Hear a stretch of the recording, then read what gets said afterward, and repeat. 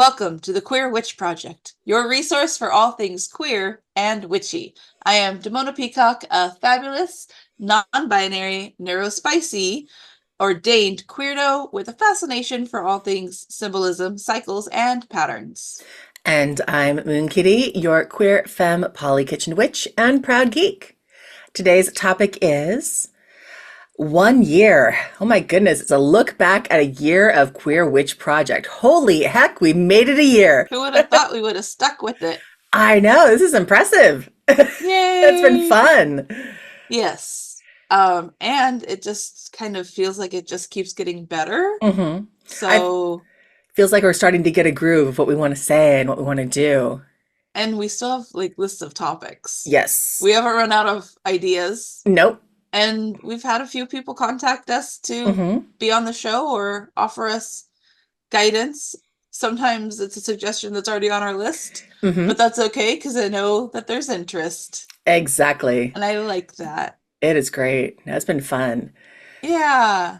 And we have such a great time with our guests and just you and I. hmm Like we get to see each other regularly. We'll see, but Exactly. No, it feels like I've gotten to see you more this last year, even virtually, than I think I have in throughout all of the pandemic, just because of all the things that were happening and not being able to get together. So it's been a really nice thing for me to know at least once a month I can sit and I can yeah, chat and hang out with you for a few hours. we And twice a month and we always catch up. yes, exactly. And find out what's going on. Yeah. I know. I always feel like imagine like the hours of time spent not recording that we've hmm just caught up with each other in our life and, hmm maintained our friendship. And then we went to work on the podcast. So Exactly. it's been such a good thing for each of us. hmm And I'm Definitely. very proud of the work we've done. hmm And somebody was looking at my podcast recently and they're like, 20 something episodes. Dang, you've been busy. Yeah, we have. We did We've done 26 20 some. episodes. Yeah. 26 episodes total by the time this one goes out. And sorry, by the time the next one. So this is episode 25. We'll have done 2 seasons of 6 months in each season, of 13 episodes in each season. And I think that's an amazing accomplishment. That's right. I forgot about the 13 to hmm 26. So we wanted to do like a look back hmm at some of our last year, the hmm journey, some of our favorite maybe clips. Yes. Um, that's where we would, I guess, start with some favorite clips. I mean, I haven't watched some of the older stuff until hmm since like making show notes for it. Right. And it was really kind of fun. Well, first of all, how many times did my hair change? Mine too. I had the bright red for a while Yep, there. That was yep. crazy. But yes, I had lots of hair color changes. Also noticing how long mine has grown over Oh, the course right. of from the first episode to the second ones. It's really I fun to got a new watch for that. hairstyle. hmm This is, of course, all for those who watch us on the Yeah, on YouTube. the They get to YouTube, see right? the Yes, I, fabulous hairs and makeups. But yes. But no, I thought it'd be fun. We'll go through and what I'll do is I'll play we each pick two of our favorite moments from the series. I thought it'd be fun to watch them and then discuss what we loved and why they were our favorites for the clips. So love it. let me cue up the first one, and it's one of yours, and it's talking about pumpkin spice lattes and the magic of pumpkin spice lattes. So here we go. What is the first super liquidy, drinkable kind of thing you think of when you think of fall? Think stereotypical.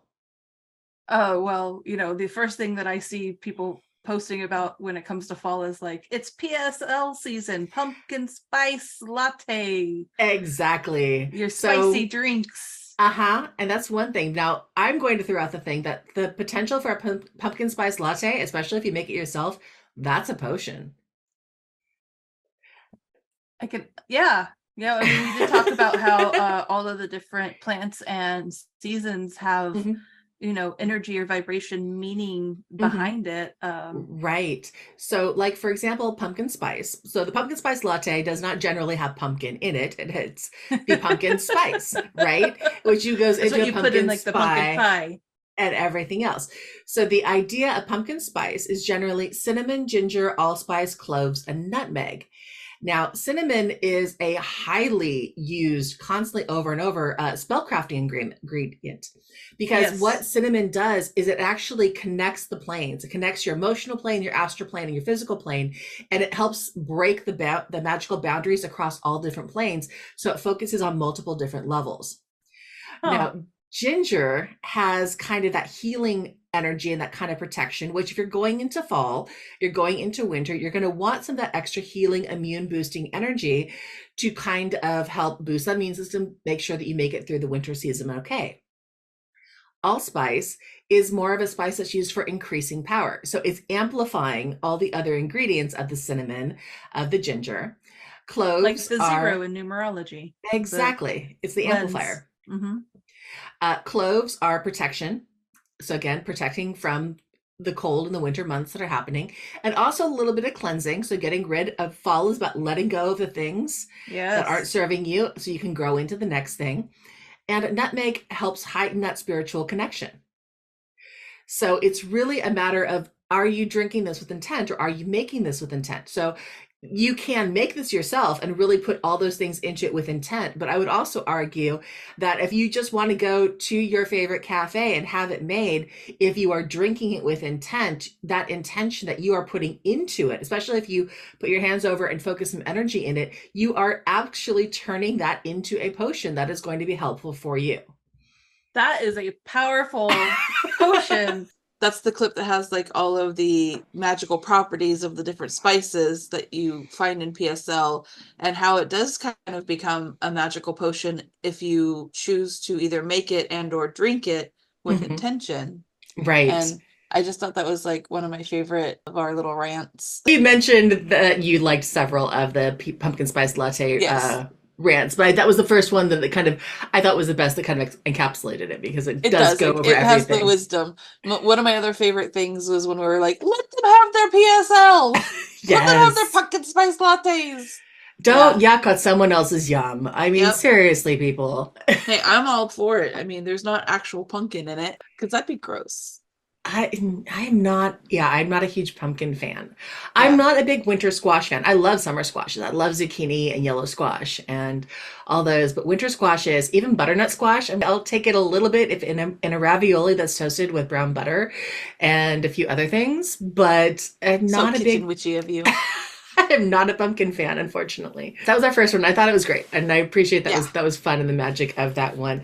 Yeah. Speaking along the lines, the other one that I chose was one that also relates to food. So there is a theme going on with this, and that is the witchcraft of top ramen and deconstructed sandwiches. And this was way back in our second episode, so Oh we were my God, I still didn't figuring even go things that out. far back. And this one, the audio is a little bit odd because our first couple episodes had a little bit of odd audio. So don't worry about that. We were still trying to figure out all what we were doing and how we were going to make this work. So here Okay. we go with the witchcraft of top ramen and deconstructed sandwiches. It's about mindfulness. And again, there are days when I'm having a really crappy day. And sometimes maybe that's manifests in, okay, I know that I'm tired, I'm exhausted, I'm down, I can't do this. But what is something that's nourishing and warmth that kind of heals my soul? And this is something as simple as, you know what?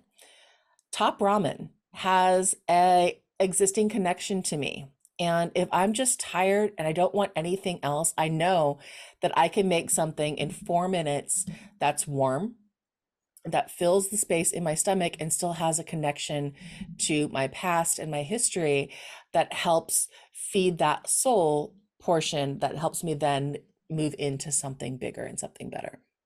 I'm over here imagining like all of the college people in their dorms making their top ramen, like fond memories. Right, There top was this ramen like is magic.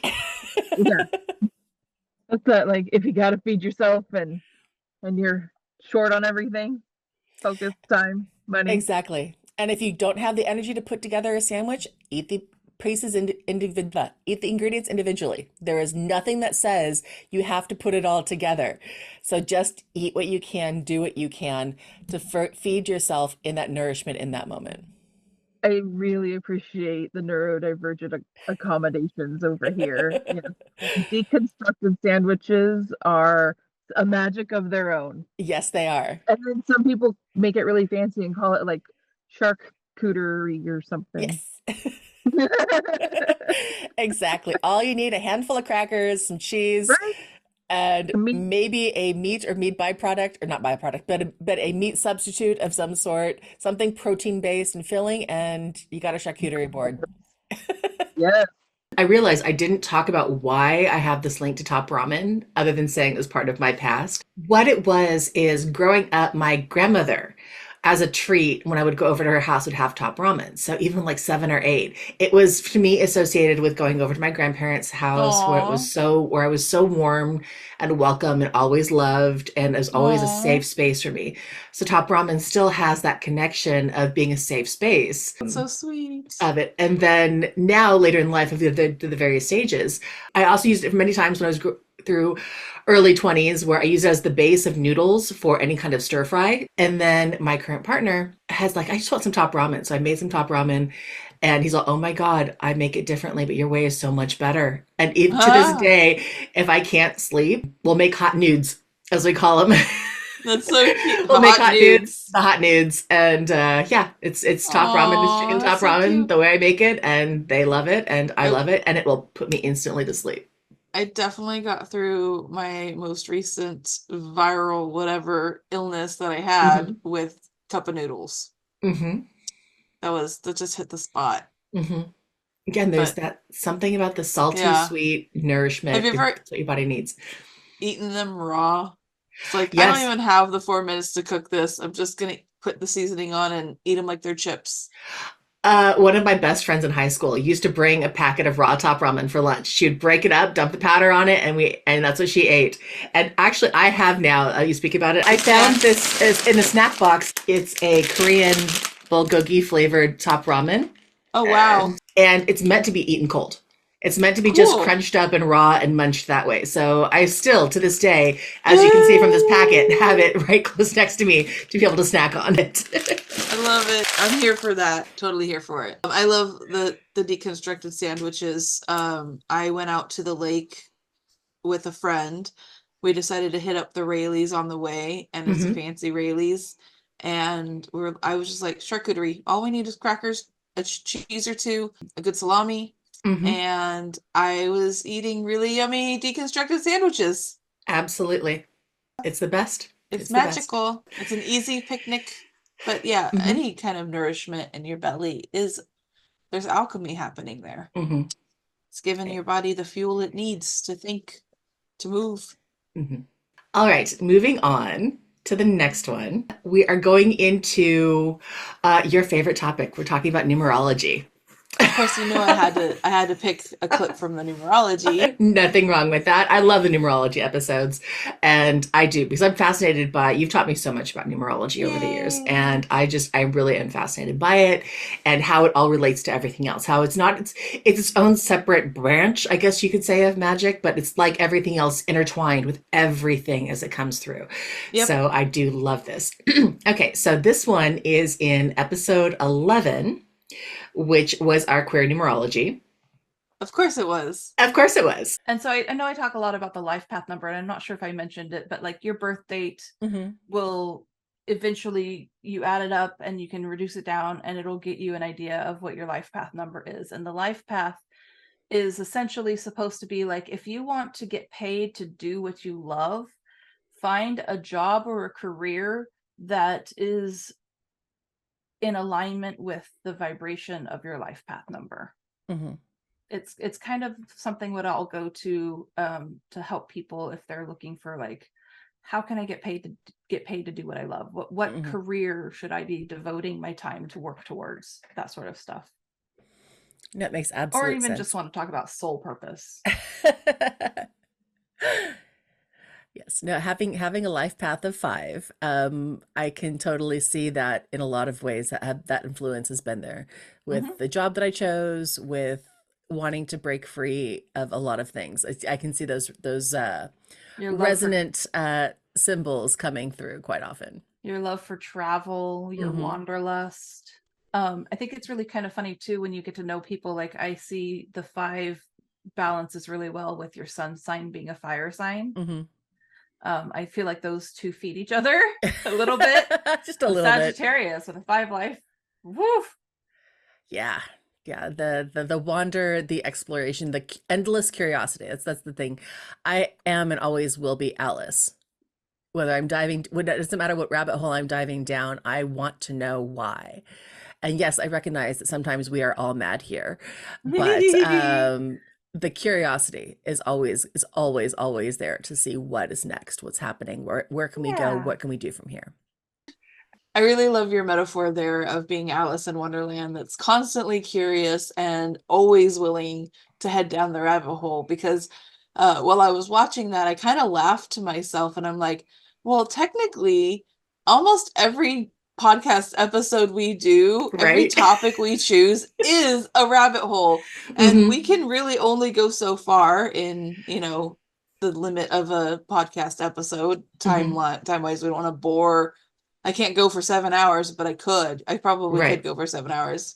We have to cut it off at some point. But no, just the rabbit holes, they always go deeper. And there's always so much more that could be known or shared or talked about. But also, we're trying to be not an over explainer, not, Right.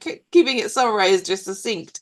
So, yeah, I love your metaphor of being Alice. And I'm definitely jumping through that rabbit hole with you. I love having a companion on my journeys, and I Yay. love that you're on this one with me. Ditto. And the last one is one we've referenced. It's a relatively recent one, and it features our wonderful guest and guest hostess who helped on last week's episode, Jen Jaffe, and we were talking about chickens. Yes, the chickens. Past the age of what, spring chicken? It's funny you said that. Side note, side story. I helped my partner with a wedding yesterday, helped him DJ a wedding. So I was on my feet for about 10 hours. And I woke up this morning going, I really just need to sit in the hot tub and bubble because I'm feeling it. I am not a spring chicken anymore. And the way my brain, for whatever reason, latched on that. I said it, didn't think about it anymore. And then as I was taking a shower after I got out of the hot tub, just kind of rinse off and clean up, my brain apparently had tackled that problem. So I have, and want to throw out there as a potential for people that we redefine our chicken ages. Okay. So for me, a spring chicken is a child through about age 25. You got all that piss and vinegar, vim and vigor. You are Oh my goodness, going. yes. You got all that energy. You don't know what to do with it. Summer chickens, 25 to 45. So you're in your peak. You've got the days are going, you're partying, you're having fun.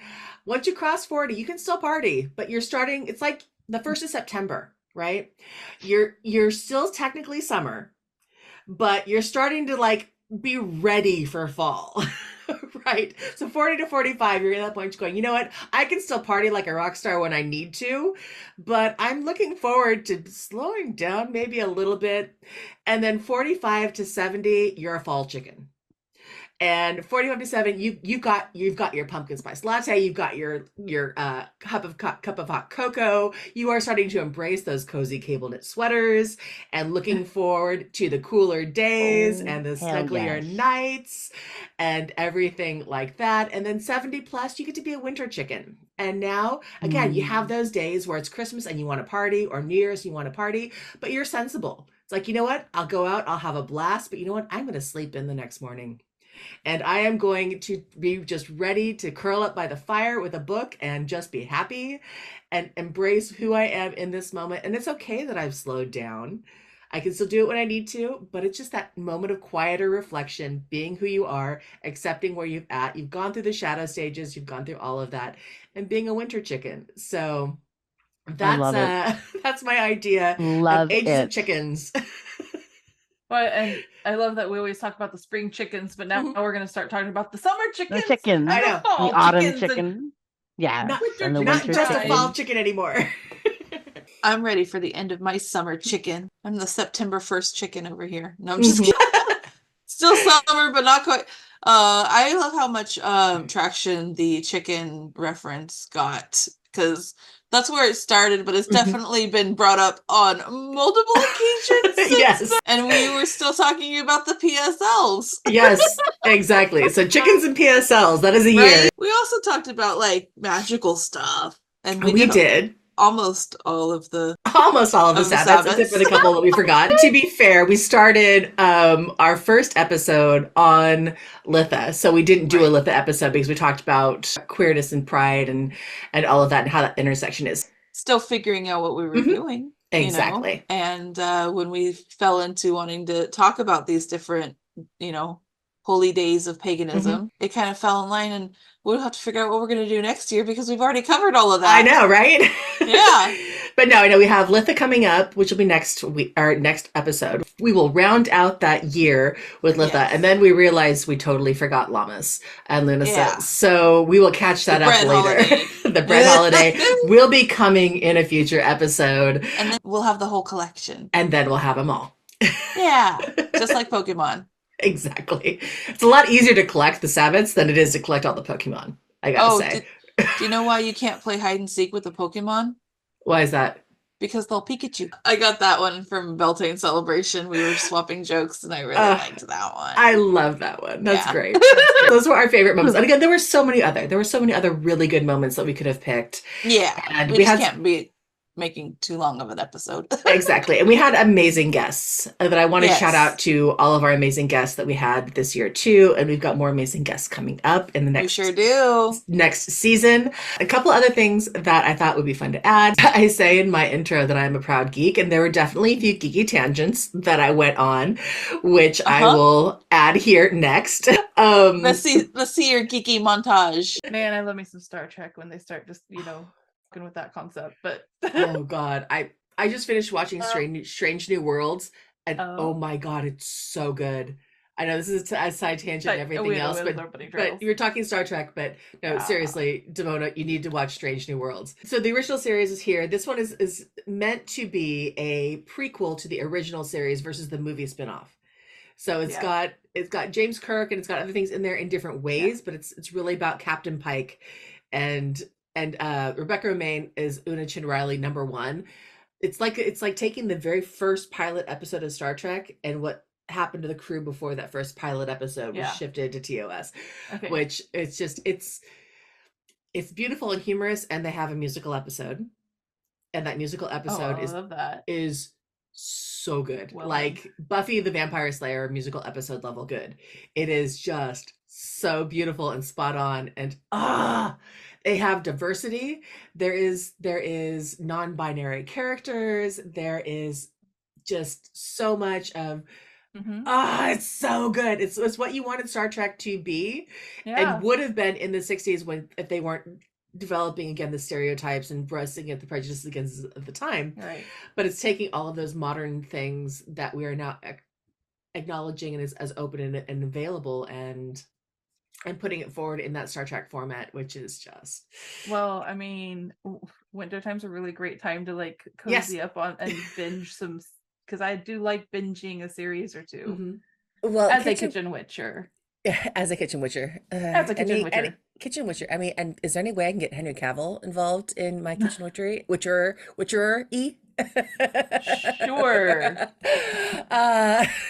We'll have him on as a guest. Totally. Because I absolutely know what you're talking about. No. Oh no. I kind of know what you're talking about. I'm sure that's an actor, and The Witcher is some kind of movie. It's a video game series which was adapted into a Netflix series, and cool. Henry Cavill is a very, very, very beautiful specimen of human being who also happens to be a ridiculously huge nerd. And it's just this is totally going in the bloopers. I don't care. I'm just terrible at knowing pop culture. Usually. That's okay. Not always, but if it has to do with Superman. drag queens. He played Superman relatively recently. Cool. And he's been in a few other things. So I'm so bad at watching stuff like that. Legal ordinations. I wanted to, if anybody wanted to know how to go about that. Did you also go through one? Yes, I did actually. So I thought we should talk I'm also about legally ordained. Yeah, so I figured we could just share that because hey, I'm going to give you the tools I had. So I personally went through what was called the Universal Life Church. You sign up at their website, you get legally ordained, you can purchase some credentials and other memorabilia or whatever, but you don't have to. Mhm. And if you are looking to become ordained to perform certain ceremonies, go ahead and make sure that you're looking up, again, like we would say, do your research about native plants. Look up the laws in your state or your country and find out what is legally bare minimum that you need. Right. Because for where I am in California, it is just and it worked. Yeah. An online ordination was considered a legal ordination, and I was Mhm. able to officiate. I am able to officiate weddings in that through that, but it could be different for different states or different countries. Right. So you just got to do your research. Do your But for research. mine, it was Universal Life Church. And for me, I went through an organization called American Marriage Ministries. So same kind of thing. It's a website. It's a oath kind of pledge thing, and it's again about, I can't remember what it was, but I have not personally had the opportunity to do weddings or anything else yet. I know when that time will come. I wanted to because I felt like I needed to, again, as part of my coming out and being able to step into it was something that felt the right thing to do to be able to offer this as a service.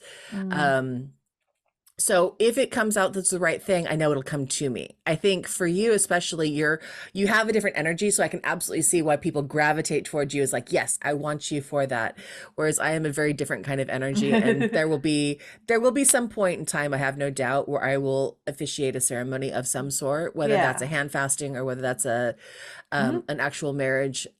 But it was also important to me, if anything, to have that ability, so when the time comes, it's there. So right now it's a tool in my back pocket that I haven't used yet, but when I need it, it is there. I didn't binge that, but now this is a good reminder for me to go back and catch up on some Star Treks, because Yes. maybe over the summer when the kids out of school, we can get some catch up, because there are a lot of Star Treks that I want to catch up on. There's been some good Yes. stuff, and I still haven't seen the musical episode. You still need to see them. I will. You do.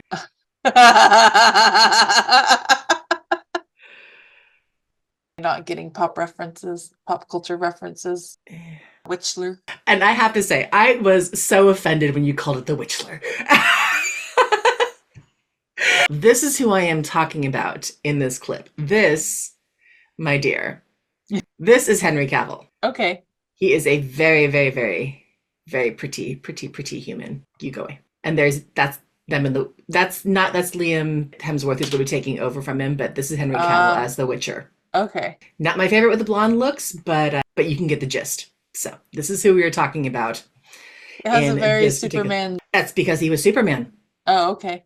He's very known for playing Dungeons and Dragons, and he paints Warhammer models, which are those tiny little little things that you do, and it's crazy. My bestie's husband does that, but so basically what you're telling me is he is also a proud geek. Yes, very much so. How fun. The last one, I went on a tangent talking about being ordained, and this is something that's near and dear to your heart. I love how I referenced the whole, like, do your research, just like with native plants, but also, like, make sure that this is all you need legally. Do your research, because I only can speak from my own experiences from where I live.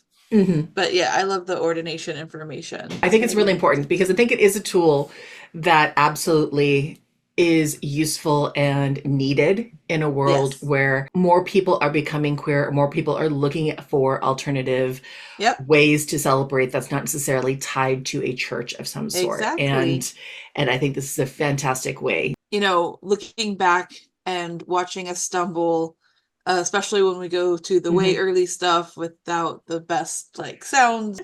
We didn't know what we were doing. That's okay. You have to learn by making mistakes, right? And that was honestly the discussion we had before we even started, is like, we're probably gonna stumble. We're gonna not love at first, but until we get in it and start doing it, we're not gonna learn what does work. So with that said, it doesn't always work. And I just love that we're not being like mega perfectionists, so we don't let like we don't like scrap everything. I edited out some Exactly. things, but I some of the things I left in there. But again, Yeah. that's again part of the learning process.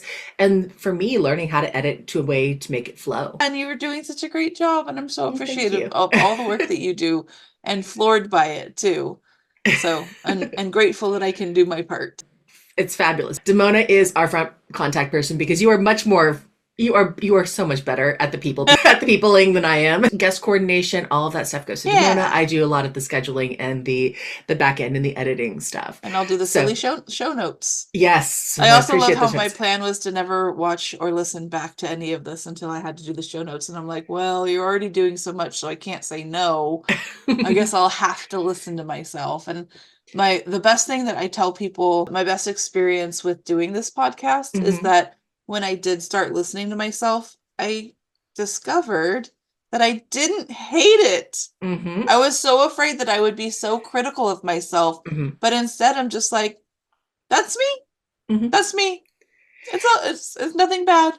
No, it's It's just nothing bad. me. It's a really amazing thing. You start hearing, I say things like that a lot. So maybe I try Yeah. to catch myself recognizing that. Okay, now let me try to see if I can wean that out of my conversation in a way that's a little bit more smooth.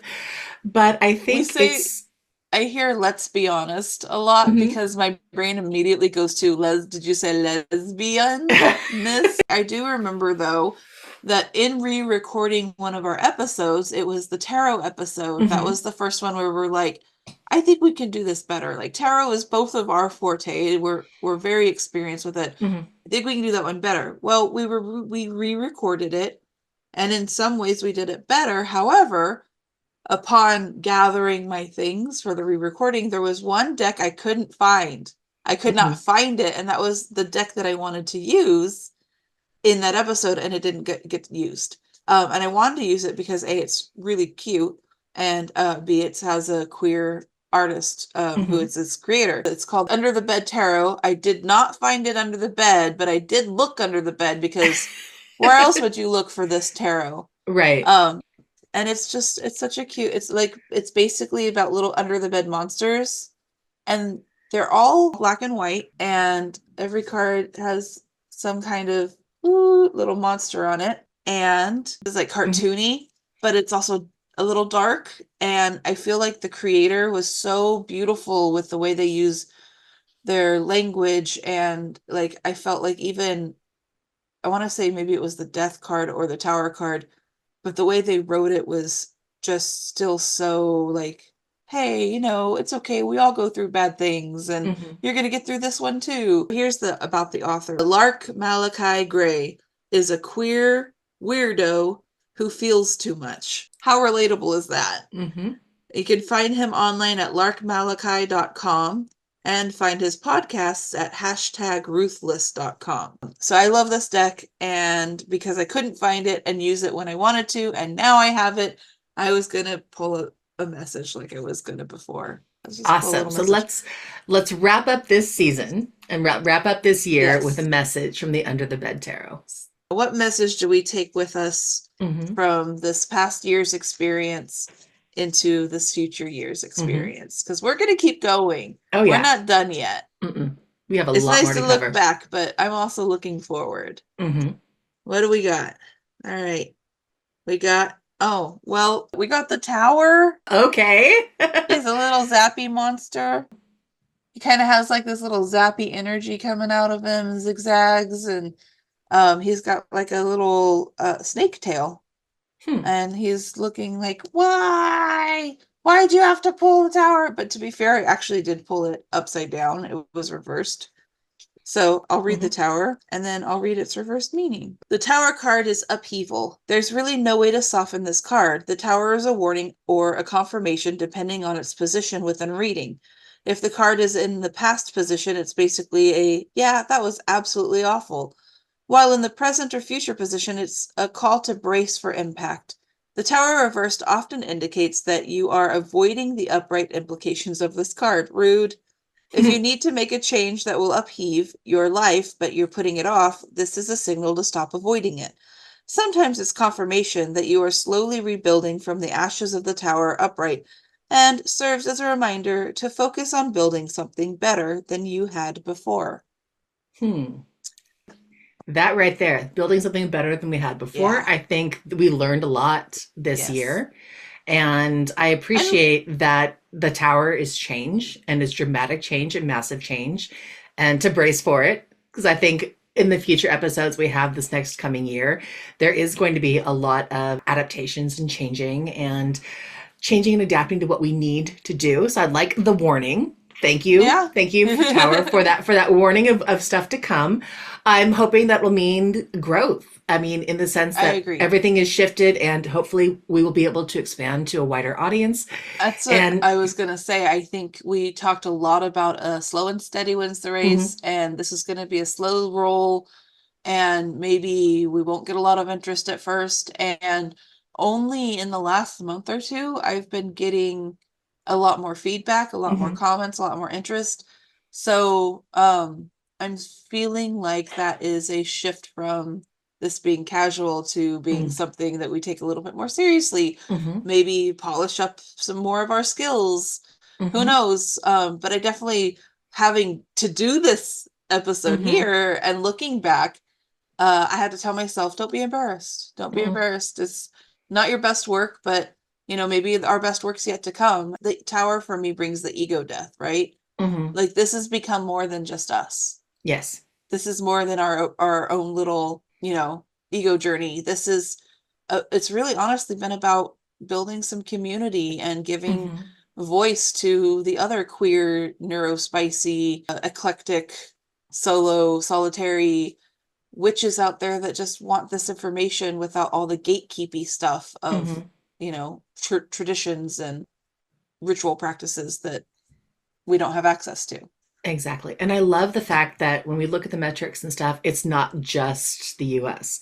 Now, look, obviously the US is a good portion of where we are, but it's really interesting to see that our podcast has reached other areas in Europe and all over the globe. It's really humbling that that's a thing. And I hope that growth continues. And I hope if you are one of our overseas listeners, thank you very much. And I would love to know how you found us, for one, just because I am, again, insatiably curious. And if you guys have your own thoughts and suggestions that you want to bring to us, please, I'd love to hear it. For all that is a scary card, I think it is the right kind of scary that we need, knowing to go what we're going to be looking for and looking into and what might happen. But we're not giving up. We're not ending it. We're gonna keep going. We got at least a whole nother season episode ready to go. Yeah. So with that, I thought we would do our normal outro, but in honor of our fabulous progression of outro and bloopers, I thought I would end our session today with some of our favorite bloopers from a year of Queer Witch Project. Yay! All of our silliness. Yes. Montaged into one. Montage time. This is totally awkward because I'm being recorded while you're gone. So I could talk hella shit about Shay right now, and Shay wouldn't even know it until she goes back to editing this. Moxie and I just realized we could talk hella shit about you because this is being recorded. So you're going to have to listen to it when you get back to editing. I will find it and I will see. Bless you. We have just experienced a rite of passage. Something passed out of your nostril system.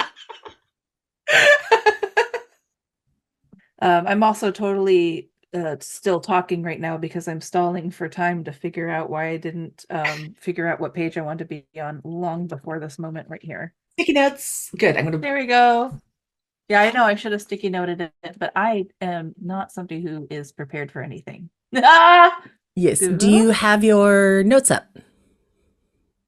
No. Not at all.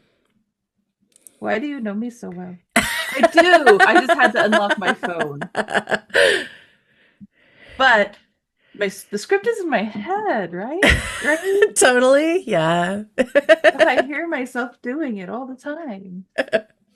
100% comes to mind for me, which now it's going to pop out of my mind because I was going to bring it up. I am Damona Peacock, a fabulous, non-binary, neurospacey, ordained queerdo with a fascination for all things symbolism, cycles, and patterns. Also, it came out as neurospacey. I don't know if you want to keep that or not, but I think it's awesome. Neurospacey. I am very neurospacey. Thank thanks for listening to the Queer Witch Project. And if you enjoyed this episode of Looking Back, I hope you join us for more Looking Forward. And leave us some comments. Give us a rating. Let us know what you think. And we'd love to hear from you. And if there is a topic you would like to know more about or an episode topic you would like to suggest, contact us at thequeerwitchproject@gmail.com or find us on YouTube, TikTok, and Instagram with the handle @queerwitchproject. We upload every other week. And remember, queerness is a key to magic. Be yourself and love rebelliously. Bye. Bye!